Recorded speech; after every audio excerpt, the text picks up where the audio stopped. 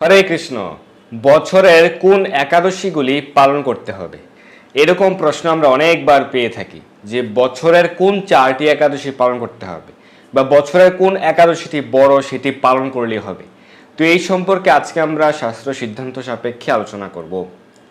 তো একাদশী ব্রত পালন বিষয়ে শাস্ত্রে কি বলা হয়েছে? প্রত্যেককেই প্রতিটি একাদশী ব্রত অবশ্যই পালন করতে হবে। প্রতি বছরে 24টি একাদশী রয়েছে। আমাদের চান্দ্রপঞ্জিকা অনুযায়ী বছরে 12 মাস এবং প্রতি মাসে 2টি একাদশী, একটি কৃষ্ণপক্ষের একাদশী এবং আরেকটি শুক্লপক্ষের একাদশী। তো প্রতি বছরে 24টি একাদশী রয়েছে এবং চান্দ্রপঞ্জিকা অনুযায়ী প্রতি 32 মাস পর পর যুক্ত হয় পুরুষোত্তম মাস। পুরুষোত্তম মাসের 2টি একাদশী রয়েছে, পদ্মিনী একাদশী এবং পরমা একাদশী। তো সর্বমোট 26টি একাদশীর উল্লেখ শাস্ত্রে রয়েছে। তো প্রতিটি একাদশী ব্রত অবশ্যই সকলকে পালন করতে হবে, সকল মনুষ্যের জন্যই। এই সম্পর্কে শাস্ত্রে অনেক বর্ণনা রয়েছে। তো এ সম্পর্কে অগ্নিপুরাণে উল্লেখ রয়েছে এবং বিষ্ণু রহস্যে এবং শ্রী হরিভক্তি বিলাসের দ্বাদশ বিলাসেও উল্লেখ রয়েছে যে পরমায়ু থাকা পর্যন্ত প্রত্যেক মানুষকেই প্রতিটি একাদশী ব্রতই পালন করতে হবে। উপাস্য একাদশী রাজন ইয়াবৎ আয়ু প্রবৃত্তিবিহি, অর্থাৎ পরমায়ু থাকা পর্যন্ত প্রতিটি একাদশী ব্রতই সকলকেই পালন করতে হবে। তার মানে আমরা পেয়ে গেলাম যে প্রত্যেকটি একাদশী ব্রতই পালন করতে হবে। এরকম নয় যে বছরের ওই একাদশীটি পালন করলে হয়ে যাবে, বাকিগুলি পালন করতে হবে না, এরকম কোনো শাস্ত্র রেফারেন্স নেই, এরকম কোনো শাস্ত্র প্রমাণ নেই। অনেকে বলে থাকেন যে বছরের 4টি একাদশী বড়, যেমন পাণ্ডবা নির্জলা একাদশী বা ভৈমী একাদশী এবং উত্থান একাদশী, শয়ন একাদশী প্রভৃতি। সেই একাদশীগুলির বিশেষ তাৎপর্য রয়েছে, কিন্তু এরকম নয় যে আপনি যদি বছরে সেই 4টি একাদশী ব্রত পালন করেন আর বাকি 20টি একাদশী বা 21-22টি একাদশী ব্রত পালন না করেন তাহলে হয়ে যাবে, সেরকমটি নয়। আপনি যদি একটি একাদশী ব্রত ভঙ্গ করেন সেই কারণে আপনাকে মহাপাপ আপনাকে স্পর্শ করবে এবং এর ফলে নরকগতি হবে। সেই কারণে প্রত্যেকটি একাদশী ব্রতই অবশ্যই পালন করতে হবে। স্কন্দ পুরাণে উল্লেখ রয়েছে মাতৃহা পিতৃহা চ এব ভ্রাতৃহা গুরুহা তথা, অর্থাৎ যারা একাদশী ব্রত পালন না করে, যারা একাদশীর দিনে একাদশী ব্রত দিনে অন্ন ভোজন করে, একাদশীর উপবাস ব্রত দিনে অন্ন ভোজন করে, অন্ন আদির অবিশস্য পঞ্চ অবিশস্য গ্রহণ করে, তাদেরকে মাতৃহত্যা, পিতৃহত্যা, ভ্রূণ হত্যা, ভ্রাতৃহত্যা, গুরু হত্যা প্রভৃতি এই মহাপাপ তাদেরকে স্পর্শ করে। শুধুমাত্র একাদশী ব্রত উপবাস ব্রত দিনে পঞ্চ অবিশস্য অন্ন, রুটি, ছাতু, মুড়ি প্রভৃতি গ্রহণ করলি, শুধুমাত্র এই খাবারগুলি গ্রহণ করলেই এই মহাপাপ স্পর্শ হয়। আপনি চিন্তা করুন। অনেকে ভাবতে পারেন যে আপনারা কেন ভয় দেখান লোকেদেরকে। না, এখানে ভয় দেখানো হয়নি, এগুলি শাস্ত্র সিদ্ধান্ত, শাস্ত্র উল্লেখ রয়েছে এবং এই ভগবত বাক্য ভয়ের জন্য নয়। সকলকে এই শাস্ত্রে এই নির্দেশনা প্রদান করা হয়েছে ভয়ের জন্য নয়। কেন প্রদান করা হয়েছে? সকলকে সচেতন করার জন্য, সকল মানুষের মঙ্গলের জন্য, কল্যাণের জন্য। আমাদের শাস্ত্রবাক্য, শাস্ত্র সিদ্ধান্ত হচ্ছে প্রত্যেক মানুষের মঙ্গলের জন্য, সকল মানুষকে ভয় থেকে মুক্ত করার জন্য, সকলের জন্য কৃষ্ণ প্রেম লাভ করে, ভগবত প্রেম লাভ করে, প্রকৃত প্রেম লাভ করে, সেই কারণে এই নির্দেশগুলি প্রদান করা হয়েছে। তো সেই কারণে ভক্তরা ভালোবাসার সহিত, আনন্দের সহিত প্রত্যেকটি একাদশী ব্রতই পালন করেন, প্রত্যেকটি হরিবাস ও তিথি ব্রত তারা পালন করেন, ভগবানের সেবা পূজায় যুক্ত রয়েছেন, শাস্ত্র সিদ্ধান্ত তারা অনুসরণ করেন ভগবানকে সন্তুষ্ট করার জন্য এবং আনন্দের সাথে প্রত্যেকটি শাস্ত্র সিদ্ধান্তই, শাস্ত্র নির্দেশ, ভগবত বাক্য তারা অনুসরণ করেন, পালন করেন। এখন অনেকে আপনাদেরকে বলবে নানান রকম কথা, আপনাদের কানে তারা ঢুকিয়ে দেবে, সেগুলি কর্ণপাত করবেন না। যেমন কেউ বলবে এই যারা এখন বিয়ে করেছো বিয়ের 1 বছর একাদশী করবে না। আবার অনেকে বলবে যাদের পিতামাতা রয়েছে তারা একাদশী ব্রত করা যাবে না। আবার কেউ আপনাদেরকে বলবে যারা সধবা নারীরা রয়েছে তারা একাদশী ব্রত পালন করতে পারবে না। এরকমভাবে নানান মানুষ নানান রকম কথা বলবে এবং সেই প্রত্যেকটি কথাই হচ্ছে অশাস্ত্রীয়। কিছু দল লোক রয়েছে যারা আপনাদেরকে বিভিন্ন রেফারেন্স দেখাবে, দেখো এখানে রয়েছে যে সধবা নারীদেরকে কোনো প্রকার উপবাস করা যাবে না, উপবাস ব্রত করা যাবে না, কিন্তু কোনো রেফারেন্স নেই। এই বিশ্বের কেউ আপনাকে কোনো প্রকার রেফারেন্স দিতে পারবে না যেই রেফারেন্সে সরাসরি সংস্কৃত শ্লোকে উল্লেখ রয়েছে যে একাদশী ব্রত নিষেধ। কোনো রেফারেন্স নেই। সেখানে যে সকল উপবাস ব্রতের উল্লেখ রয়েছে সেই সম্পর্কে আমরা সঠিক শাস্ত্র প্রমাণ আলোচনা করেছি, সঠিক ব্যাখ্যা আমরা আলোচনা করেছি। লোকেরা অপব্যাখ্যা প্রদান করে, কিছু আসরিক লোকেরা রয়েছে তারা অপব্যাখ্যা প্রদান করে। যেমন কেউ যদি পাপ কর্ম করে, শাস্ত্রে সেই পাপের জন্য প্রায়শ্চিত্ত ব্রতের উল্লেখ রয়েছে। তো সেই কারণে বিষ্ণু সংহিতা, অত্রি সংহিতা আদি বিভিন্ন শাস্ত্রে নানা প্রকার প্রায়শ্চিত্ত ব্রতের উল্লেখ রয়েছে। সেই প্রায়শ্চিত্ত ব্রতগুলি যদি কোনো সধবা নারীর স্বামী জীবিত থাকে তাহলে সেই প্রায়শ্চিত্ত ব্রতগুলি সেই নারীর পালন করতে হয় না, সেই উল্লেখ শাস্ত্রে রয়েছে। কিন্তু একাদশী ব্রত পালন করতে হবে না সেরকমটি কোনো শাস্ত্রে নেই। উপরন্তু স্বয়ং ভগবান শ্রীকৃষ্ণের নির্দেশ হচ্ছে প্রত্যেককে প্রতিটা একাদশী ব্রত পালন করতে হবে, কি নারী কি পুরুষ, কি ব্রহ্মচারী কি গৃহস্থ কি বানপ্রস্থ কি সন্ন্যাসী, কি ব্রাহ্মণ কি ক্ষত্রিয় কি বৈশ্য কি শূদ্র কি চণ্ডাল, সকলকেই প্রতিটা একাদশী ব্রত পালন করতে হবে। সধবা বিধবা সকলকেই প্রতিটা একাদশী ব্রত পালন করতে হবে। এটি ভগবান শ্রীকৃষ্ণের নির্দেশ, এটি দেবাদিদেব শিবের নির্দেশ। এই সম্পর্কে আমরা আলোচনা করেছিলাম, আমাদের সেই আলোচনাটি আপনি দেখে নিতে পারেন। তো স্বয়ং শিবজি তিনি পার্বতী দেবীর কাছে বলেছেন, সেটি স্কন্দ পুরাণে উমা মহেশ্বর সংবাদে উল্লেখ রয়েছে। স্বয়ং শ্রী শিবের নির্দেশ যে পালন করবে না সে তো সনাতনী নয়। অবশ্যই শ্রী শিবের সিদ্ধান্ত সকল সনাতনী গ্রহণ করেন, পালন করেন। স্বয়ং দেবাদিদেব মহাদেব কি বলেছেন একাদশী ব্রত পালন বিষয়ে, সেটি স্কন্দ পুরাণের উমা মহেশ্বর সংবাদ উল্লেখ রয়েছে।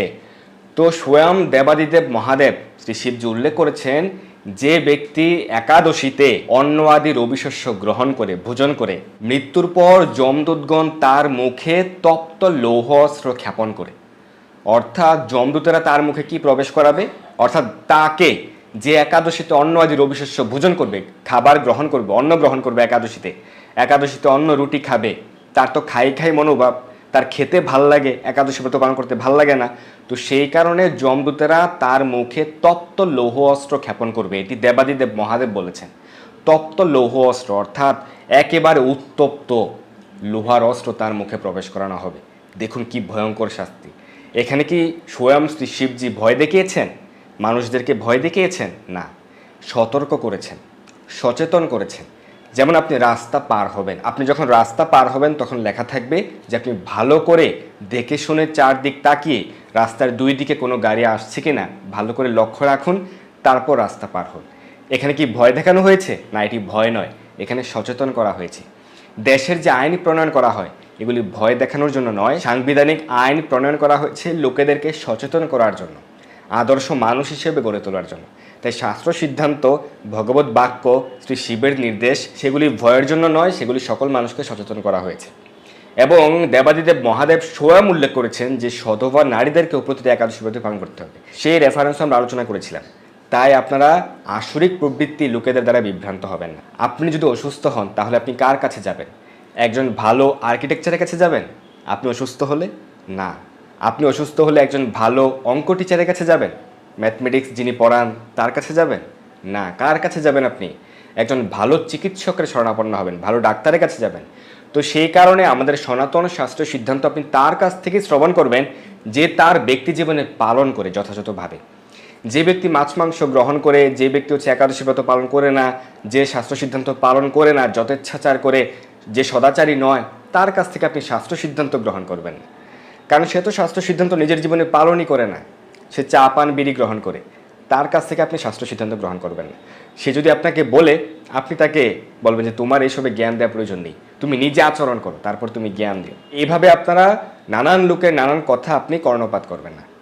কারণ কিছু প্রবৃত্তির লোক লেজকাটা শেয়ালের মতো আপনাকেও নরকে নিয়ে যেতে চাইবে, সেই ট্র্যাকে আপনাকে নিয়ে যেতে চাইবে।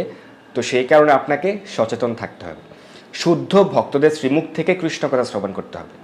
শাস্ত্র সিদ্ধান্ত, বৈদিক শাস্ত্র সিদ্ধান্ত শ্রবণ করবেন তার কাছ থেকে যে তার ব্যক্তি জীবনে পালন করে। সেই কারণে শুদ্ধ ভক্তদের কাছ থেকে গুরু পরম্পরা ধারায় অধিষ্ঠিত সদ্গুরুদেবের তত্ত্বাবধানে শাস্ত্র অধ্যয়ন করা উচিত, বা সদ্গুরুদেবের তত্ত্বাবধানে যে সকল শুদ্ধ কৃষ্ণ ভক্তগণ, শুদ্ধ বৈষ্ণবগণ শাস্ত্র সিদ্ধান্ত যথাযথভাবে পালন করেছেন তাদের কাছ থেকে আপনি সেই সিদ্ধান্ত শ্রবণ করতে পারবেন। বিষ্ণু ধর্মোত্তরে উল্লেখ রয়েছে এবং শ্রী হরিভক্তি বিলাসের দ্বাদশ বিলাসের ৫বিংশতিতম শ্লোকে উল্লেখ রয়েছে, একাদশী দিনে যারা একাদশী ব্রত পালন না করে, অর্থাৎ একাদশী ব্রত উপবাস ব্রত দিনে যারা একাদশীর উপবাস ব্রত পালন না করে অন্ন রুটি প্রভৃতি পঞ্চ রবিশস্য ভোজন করে তাদের কি গতি হবে, অর্থাৎ তারা আসলে কি ভোজন করছে এই সম্পর্কে বিষ্ণু ধর্মোত্তরে উল্লেখ রয়েছে এবং শ্রী হরিভক্তি বিলাসের দ্বাদশ বিলাসের ৫বিংশতিতম শ্লোকে উল্লেখ রয়েছে, ব্রহ্মচারী গৃহস্থ বা বানপ্রস্থ অথবা ইয়তিহি একাদশ্যাম হি ভুঞ্জানো ভুংতে গুমাংসম এবহি।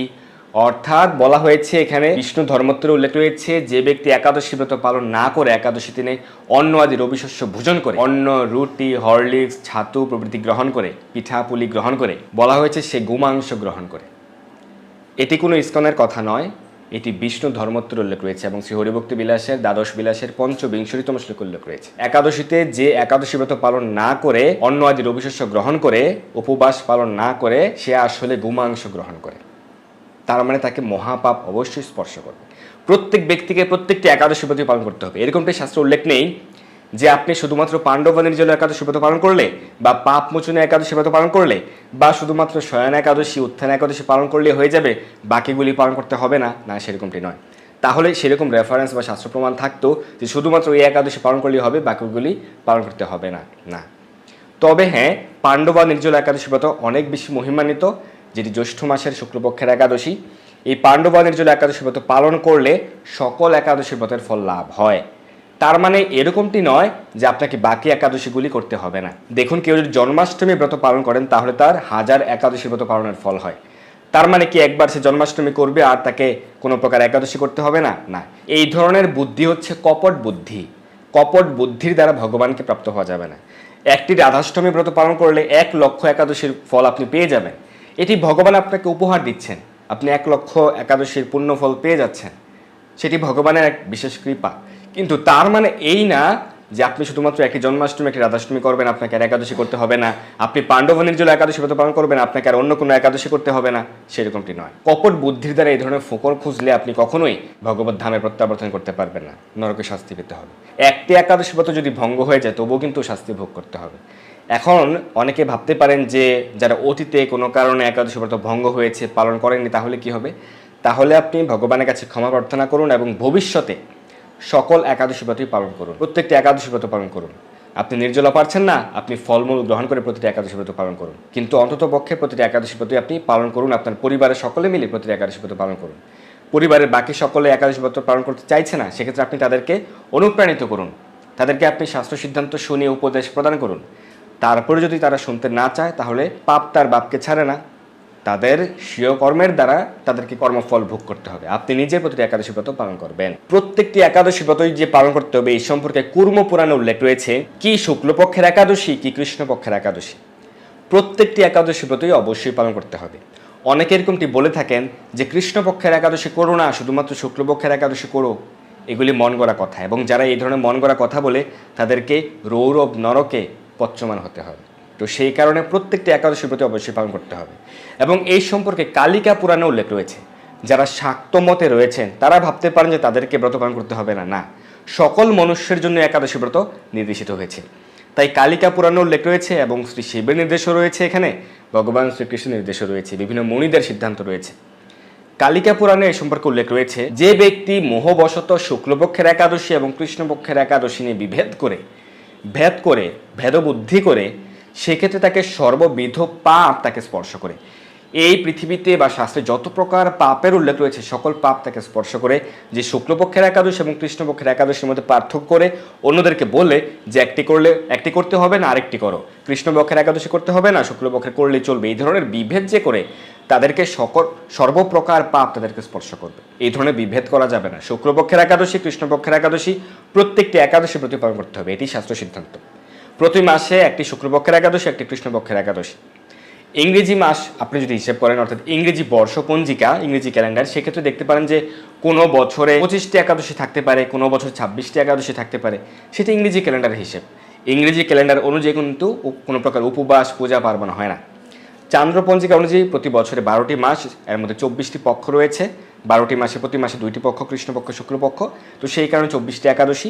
আর পুরুষোত্তম মাস যখন 32 মাস পর পর যুক্ত হয়, প্রায় 2.5 বছরের বেশি সময়, তখন আরও 2টি একাদশী যুক্ত হয়। এই হলো একাদশীর হিসেব, এবং এই ক্ষেত্রে প্রত্যেকটি একাদশী ব্রতই পালন করতে হবে, এটাই হচ্ছে শাস্ত্র সিদ্ধান্ত। এখন কেউ যদি অশৌচ অবস্থায় থাকেন, এই সম্পর্কে বিষ্ণু রহস্য উল্লেখ রয়েছে, কি জনন অশৌচ কি মরণ অশৌচ, বা মায়েদের বিশেষ অশৌচকাল।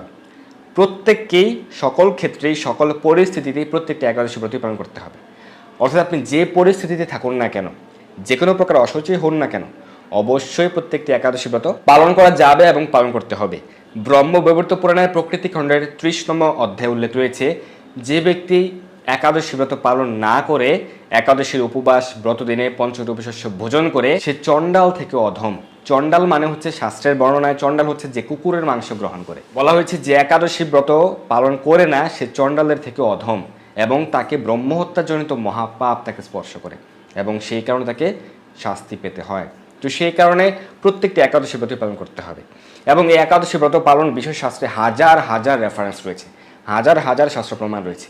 এই সম্পর্কে বহু প্রমাণ নিয়ে আমরা বহুবার আলোচনা করেছি।